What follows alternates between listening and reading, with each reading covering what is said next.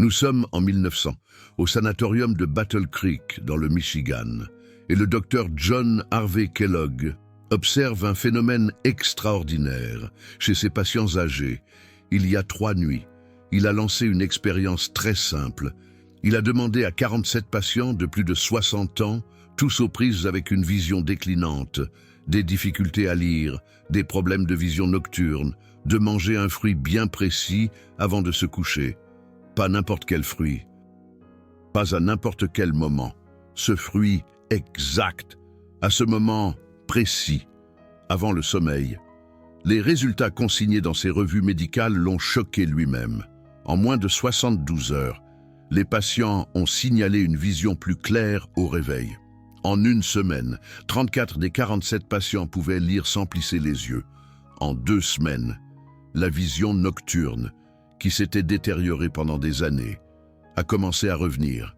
Le docteur Kellogg ne se contentait pas de deviner. C'était l'un des médecins les plus respectés de son époque.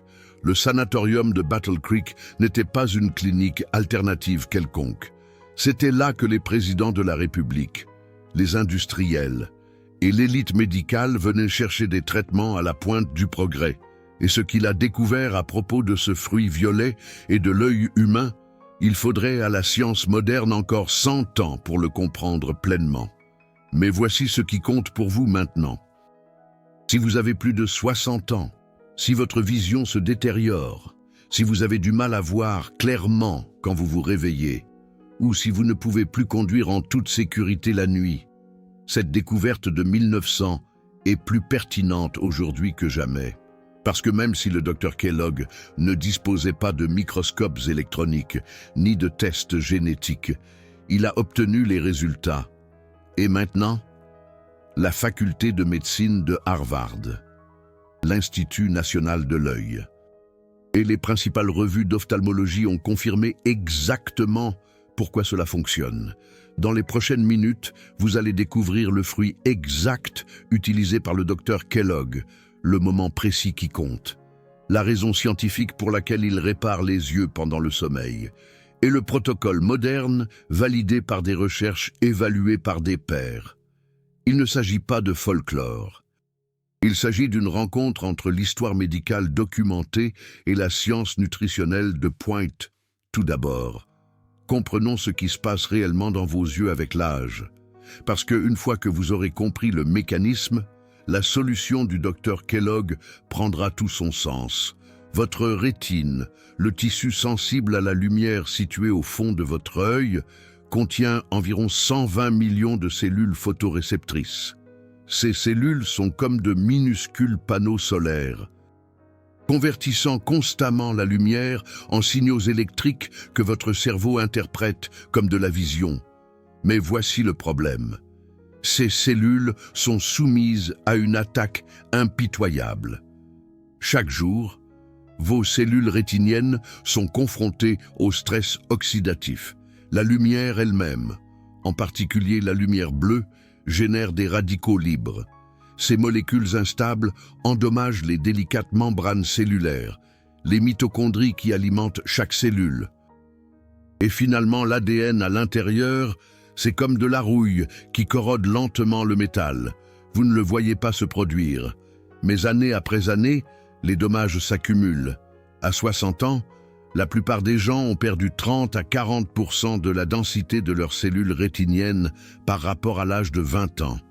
La macula, la partie centrale de votre rétine responsable de la vision nette et détaillée, s'amincit.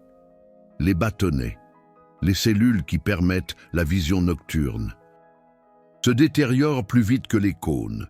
C'est pourquoi la lecture devient plus difficile. C'est pourquoi vous avez besoin de plus de lumière. C'est pourquoi conduire la nuit devient terrifiant.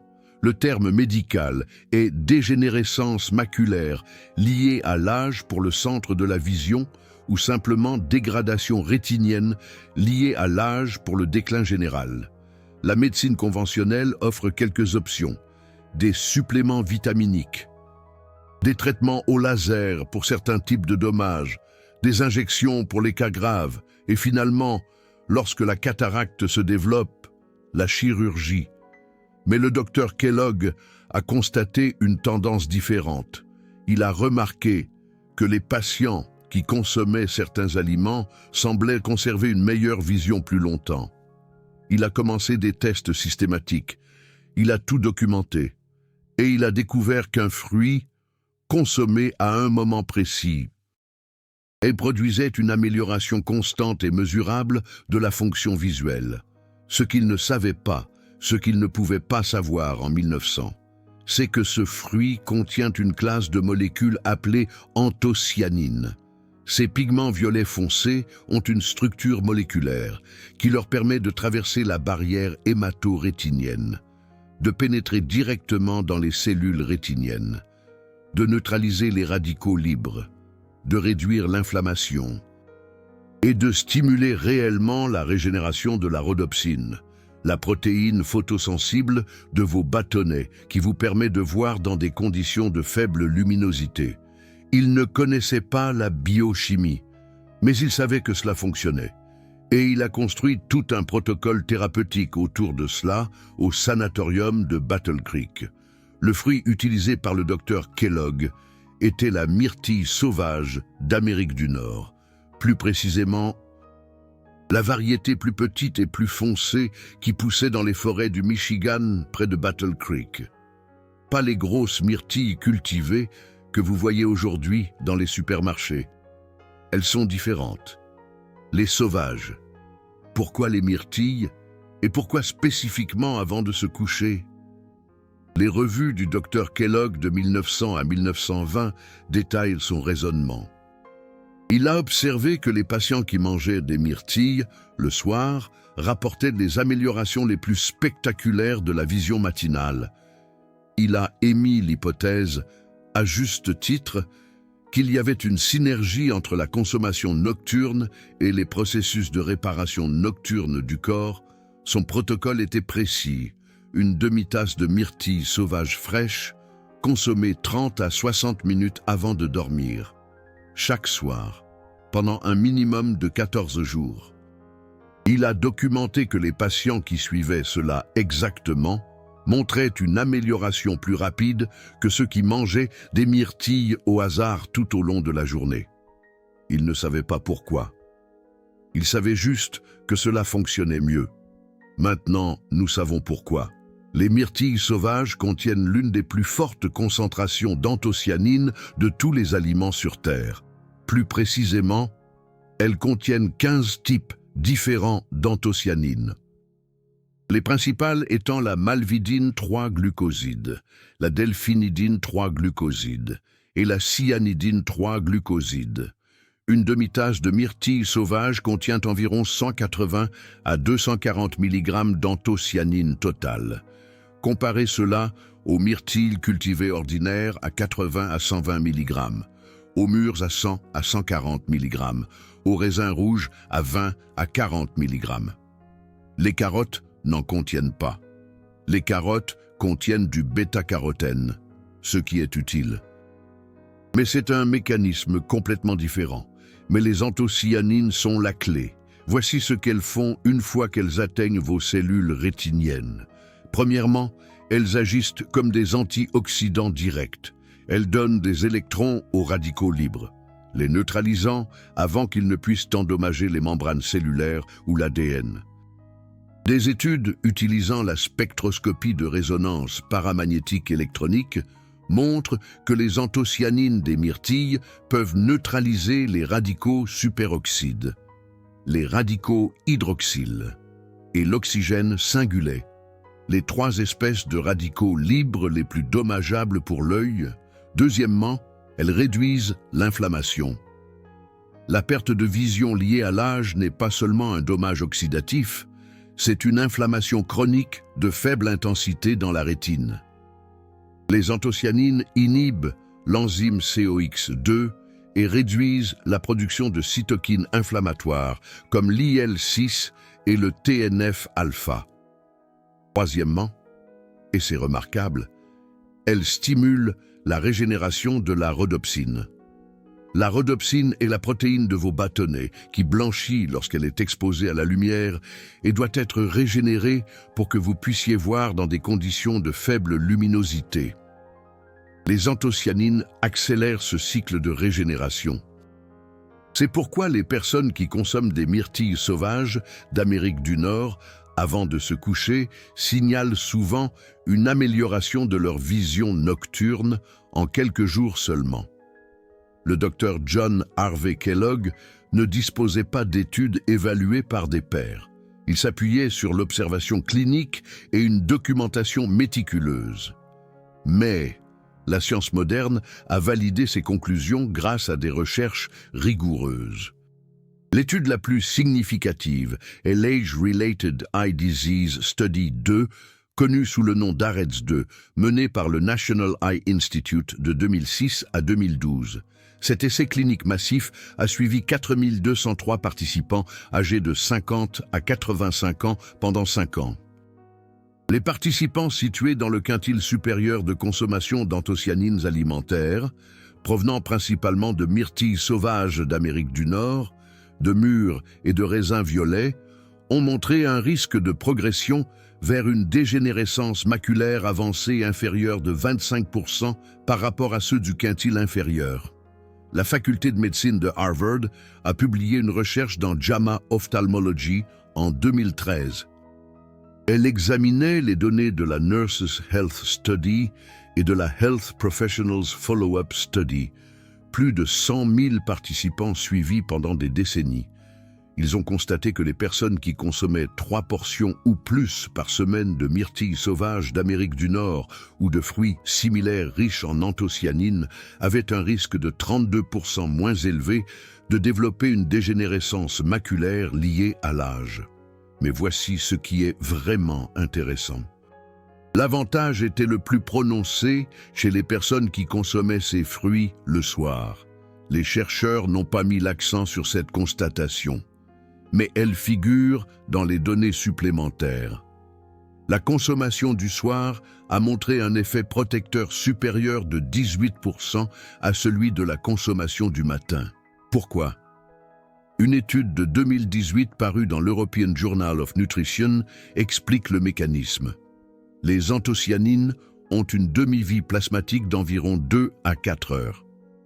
Si vous mangez des myrtilles sauvages d'Amérique du Nord avant de vous coucher, les pics de taux sanguin surviennent pendant les premiers cycles de sommeil, exactement au moment où votre corps effectue la réparation cellulaire la plus intensive. Pendant le sommeil profond, votre corps augmente la production d'hormones de croissance et de mélatonine. Ces 2 molécules améliorent les processus de réparation cellulaire. La mélatonine elle-même est un antioxydant puissant qui se concentre dans la rétine. Lorsque vous combinez une mélatonine élevée pendant le sommeil avec des anthocyanines circulantes provenant de la consommation de myrtilles sauvages d'Amérique du Nord le soir, vous créez un environnement de réparation synergique. Le docteur John Harvey Kellogg ne connaissait pas l'hormone de croissance ni la mélatonine.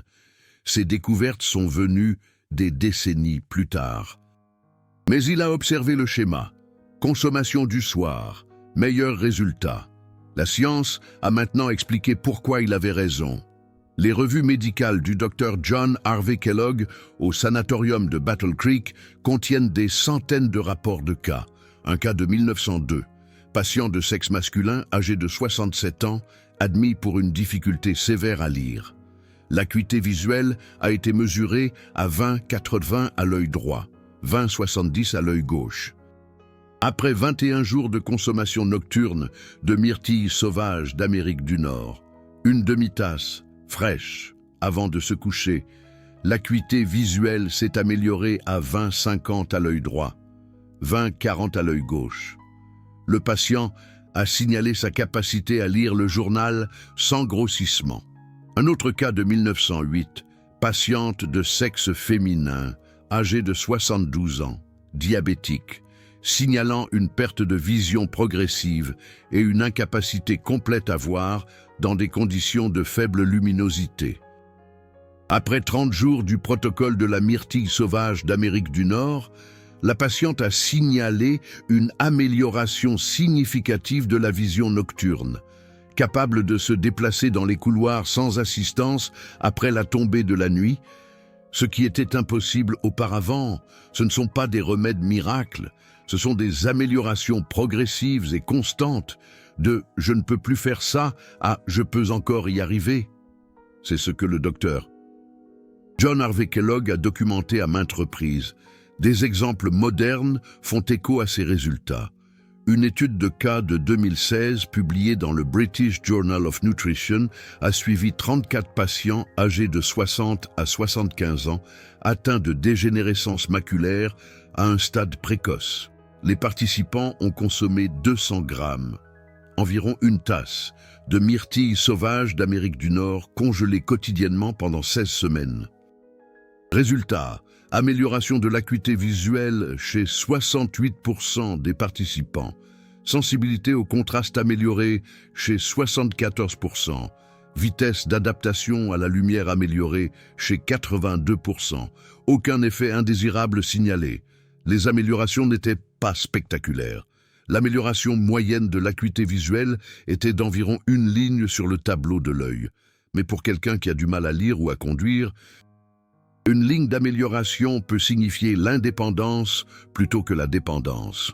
Une étude japonaise de 2019 a donné aux participants 12 grammes de poudre de myrtille sauvage d'Amérique du Nord lyophilisée par jour, ce qui équivaut à environ une demi-tasse de baie fraîche pendant 12 semaines. Ils ont mesuré non seulement l'acuité visuelle, mais aussi l'épaisseur de la rétine à l'aide de la tomographie par cohérence optique. Une technologie qui peut mesurer les couches rétiniennes jusqu'à quelques microns. Les résultats ont montré un épaississement mesurable de la couche de fibres nerveuses rétiniennes chez 43% des participants. C'est extraordinaire, car la médecine conventionnelle considère l'amincissement rétinien comme essentiellement irréversible. Mais ces mesures ont suggéré une régénération réelle des tissus. Des chercheurs de la Mayo Clinic ont publié une étude en 2020 examinant la biodisponibilité des anthocyanines et leur accumulation dans les tissus oculaires. En utilisant des modèles animaux, ils ont démontré que les anthocyanines provenant de la consommation de myrtilles sauvages d'Amérique du Nord s'accumulent dans la rétine, l'épithélium pigmentaire rétinien et même le cristallin. La concentration culmine 3 à 6 heures après la consommation et reste élevée jusqu'à 12 heures.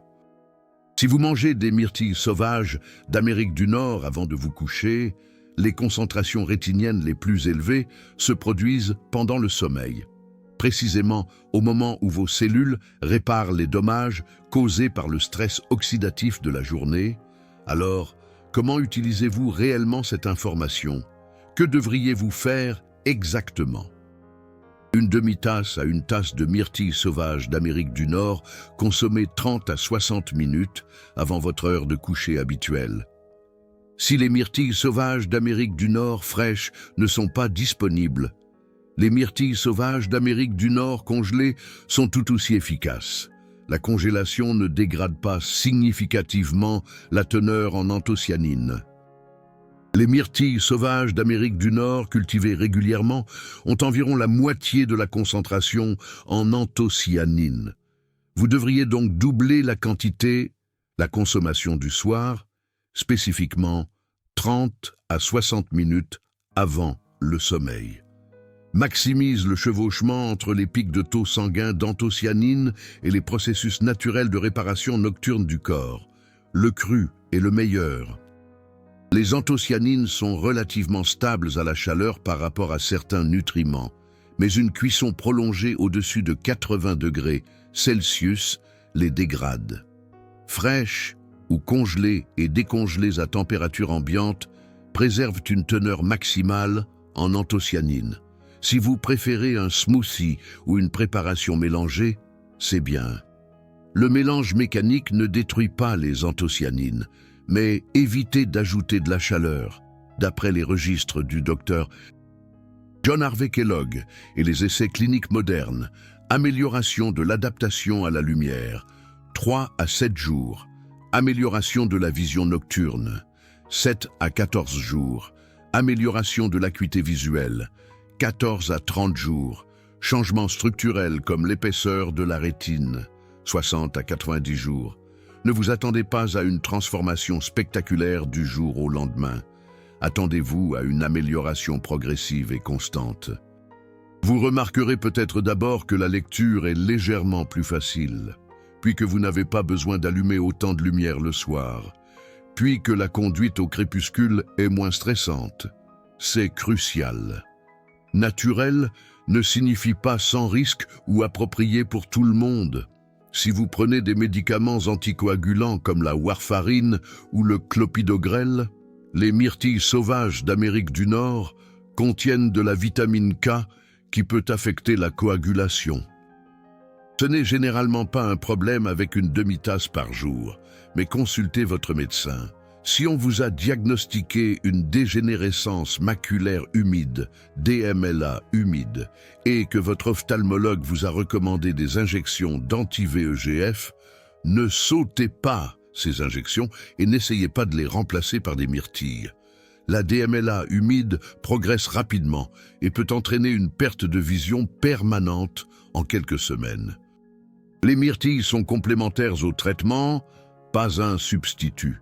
Si vous présentez des symptômes aigus, une perte de vision soudaine, une augmentation soudaine des corps flottants, des éclairs de lumière, un rideau ou une ombre dans votre vision périphérique, ce sont des urgences. Vous avez besoin d'un ophtalmologue immédiatement. Pas de changements alimentaires.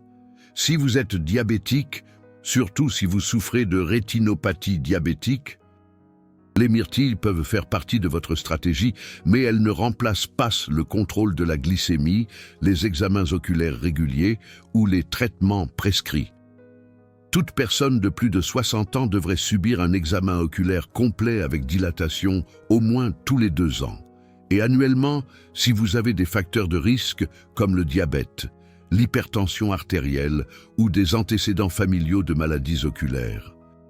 Ces examens peuvent détecter des problèmes des années avant que vous ne remarquiez des symptômes.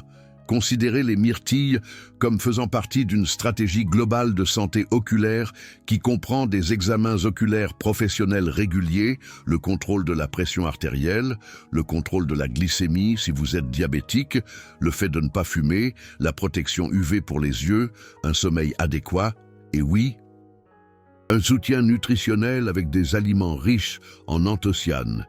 Les myrtilles agissent en synergie avec d'autres nutriments bons pour les yeux. Les légumes-feuilles vert foncé riches en lutéine et en zéaxanthine, comme le chou frisé, les épinards et le chou vert, devraient être consommés à un repas différent de celui des baies. Les acides gras oméga 3 provenant du poisson ou des graines de lin soutiennent l'intégrité de la membrane cellulaire de la rétine. La vitamine C provenant des agrumes ou des poivrons travaille avec les anthocyanes pour améliorer les effets antioxydants. Le zinc provenant des graines de citrouille ou des huîtres est essentiel à la formation de rhodopsine et au métabolisme de la vitamine A. N'essayez pas de tout manger en même temps. Élaborez un régime alimentaire varié au fil du temps qui comprend tous ces éléments. La synergie entre les nutriments produit souvent de meilleurs résultats que n'importe quel composant seul. Un sommeil adéquat, de 7 à 8 heures, maximise les processus de réparation nocturne que les anthocyanes soutiennent. L'hydratation est importante car la fonction rétinienne dépend d'un équilibre hydrique adéquat. La gestion de la glycémie et de la pression artérielle est cruciale, car même de légères élévations endommagent les vaisseaux sanguins rétiniens au fil du temps. Le port de lunettes de soleil protectrices contre les UV à l'extérieur réduit les dommages cumulatifs de la lumière à la rétine, ce qu'il faut éviter. Un temps d'écran excessif sans pause. Suivez la règle du 20-20-20. Toutes les 20 minutes, regardez quelque chose à 20 pieds, environ 6 mètres, pendant 20 secondes. Fumer est dévastateur. Une seule cigarette génère des milliers de milliards de radicaux libres et endommage directement le tissu rétinien. Les régimes à indice glycémique élevé accélèrent le vieillissement de la rétine par des pics chroniques de glycémie. L'instabilité métabolique due au fait de sauter des repas puis de manger de façon excessive stresse tous les tissus, y compris la rétine. Vous venez d'apprendre quelque chose qu'il a fallu des années d'observation clinique au Dr John Harvey Kellogg pour découvrir, et un autre siècle à la science moderne pour expliquer pleinement. Le fruit spécifique. Les myrtilles sauvages d'Amérique du Nord. Le moment précis avant le coucher.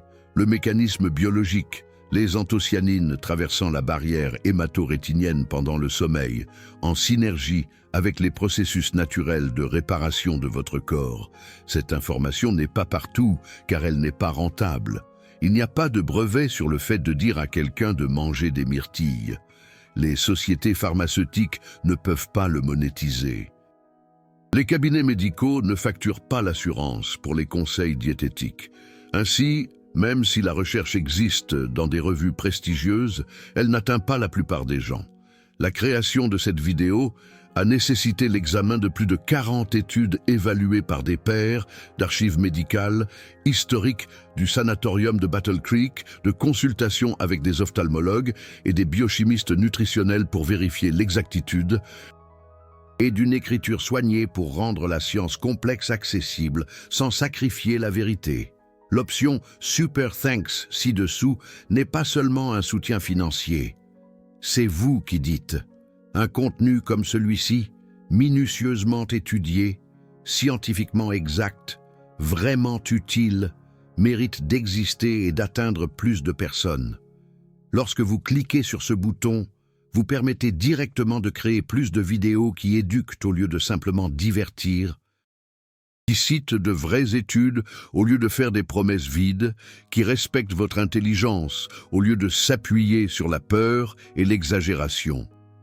Si cette information vous aide ou aide quelqu'un à qui vous tenez à préserver sa vision et son indépendance un peu plus longtemps, ce Super Thanks devient une partie d'une mission plus grande.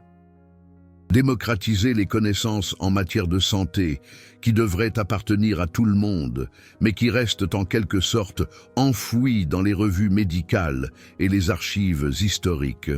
Soyons concrets. Voici exactement ce qu'il faut faire à partir de ce soir. Commencez par une demi-tasse de myrtilles sauvages d'Amérique du Nord, 30 à 60 minutes avant le coucher. Si les myrtilles sauvages ne sont pas disponibles, utilisez une tasse de myrtilles cultivées régulières. Les myrtilles surgelées conviennent parfaitement. Décongelez-les à température ambiante ou mangez-les partiellement congelées si vous préférez. N'attendez pas de changement immédiat. La première semaine consiste à établir l'habitude et à permettre l'accumulation initiale d'anthocyanines dans vos tissus rétiniens. Certaines personnes remarquent de légères améliorations de l'adaptation à la lumière en 3 à 5 jours. Vous constaterez peut-être que lorsque vous vous réveillez et allumez la lumière, vos yeux s'adaptent légèrement plus rapidement, ou qu'en regardant par une fenêtre tôt le matin, les détails semblent un peu plus nets. D'autres ne remarquent rien pendant toute la première semaine. C'est normal. La réparation cellulaire se produit même si vous ne la sentez pas encore. Tenez un journal simple. Chaque matin, évaluez votre vision sur une échelle de 1 à 10. Évaluez la facilité avec laquelle vous pouvez lire les petits caractères. Évaluez le confort de vos yeux. Vous ne recherchez pas de changement dramatique au jour le jour. Vous recherchez une tendance sur plusieurs semaines. À la 3e semaine, la plupart des personnes qui suivent le protocole remarquent au moins une amélioration. La lecture est plus facile ou prend moins de temps pour se concentrer. La vision nocturne s'améliore. Vous voyez mieux dans les couloirs sombres ou lorsque vous conduisez au crépuscule. La fatigue oculaire après le temps d'écran est réduite. Les couleurs semblent légèrement plus vives. Si vous constatez une amélioration, continuez exactement comme vous le faites. Si vous ne remarquez rien à la 3e semaine, envisagez ces ajustements. Augmentez à une tasse entière de myrtilles sauvages d'Amérique du Nord chaque soir. Assurez-vous d'obtenir des myrtilles vraiment sauvages. Vérifiez l'étiquette de l'emballage ou achetez-les auprès d'une source réputée. Vérifiez que vous les mangez dans les 60 minutes qui précèdent le coucher, pas plus tôt dans la soirée. Ajoutez une cuillère à soupe de yaourt entier ou quelques noix pour améliorer l'absorption. Au bout de 30 jours, évaluez honnêtement. Regardez votre journal. Comparez la semaine 4 à la semaine 1. Est-ce que je peux lire plus confortablement? Ai-je besoin de moins de lumière pour les tâches? Ma vision nocturne est-elle meilleure? Mes yeux sont-ils moins fatigués? Si vous avez constaté une amélioration mesurable, continuez. Les avantages sont cumulatifs. Des études montrent une amélioration continue jusqu'à 90 jours et des avantages durables avec une consommation à long terme. Si vous n'avez constaté aucune amélioration après 30 jours de protocole constant, cela ne signifie pas que vous devriez arrêter. L'apport d'anthocyanine a des effets protecteurs à long terme, même si vous ne ressentez pas de changement immédiat. Mais cela pourrait signifier que vos problèmes de vision découlent de causes qui dépassent ce que les anthocyanes alimentaires peuvent traiter. Prenez rendez-vous pour un examen de la vue complet si vous n'en avez pas eu récemment. Si votre vision s'est détériorée au cours des 30 jours malgré le protocole, consultez immédiatement un ophtalmologiste. Une baisse rapide de la vision peut indiquer des affections graves, comme un décollement de la rétine, un glaucome aigu ou une dégénérescence maculaire humide qui nécessite une intervention urgente. Rendez-vous aux urgences ou consultez un ophtalmologiste immédiatement si vous subissez une perte de vision soudaine à un œil ou aux deux, même si elle est temporaire, une augmentation soudaine des corps flottants. Surtout si elle s'accompagne d'éclairs de lumière, un rideau ou une ombre se déplaçant dans votre champ de vision, une douleur oculaire sévère combinée à des changements de vision, une apparition soudaine d'une vision double, toute blessure traumatique à l'œil. Ces symptômes peuvent indiquer un décollement de la rétine, un glaucome aigu, une occlusion de l'artère ou de la veine rétinienne, ou d'autres affections qui causent une cécité permanente si elles ne sont pas traitées dans les heures ou les jours qui suivent. Et quels que soient les symptômes, si vous avez plus de 60 ans, passez un examen de la vue complet avec dilatation tous les 1 à 2 ans. De nombreuses maladies oculaires graves n'ont aucun symptôme au début. Le dépistage précoce, grâce à un examen de routine, sauve la vision. Voici ce que je veux savoir. Avez-vous remarqué que votre vision baisse avec l'âge? Quelles sont les choses spécifiques qui sont les plus difficiles maintenant, alors qu'elles étaient faciles avant? Lire, conduire la nuit, reconnaître les visages à distance. Et voici la vraie question. Essayeriez-vous ce protocole à base de myrtilles pendant 30 jours, ou vous semble-t-il trop simple pour fonctionner vraiment? Je suis vraiment curieux, car j'entends les deux réactions. Certaines personnes disent « Je commence ce soir, qu'est-ce que j'ai à perdre ?» D'autres disent « Si c'était aussi simple, mon médecin me l'aurait dit. » Dites-le moi dans les commentaires. Si vous allez l'essayer, écrivez « Je commence ce soir » et dites-moi ce que vous espérez améliorer. Si vous êtes sceptique, dites-moi pourquoi. Si vous avez déjà essayé quelque chose de similaire, partagez vos résultats, positifs ou négatifs. Je veux entendre de vraies expériences, et si vous connaissez quelqu'un de plus de 60 ans qui a des problèmes de vision, partagez cette vidéo avec elle. Toutes les solutions ne nécessitent pas une ordonnance. Parfois, les interventions les plus puissantes sont celles qui sont accessibles à tous. Rappelez-vous toujours l'importance des découvertes du Dr John Harvey Kellogg.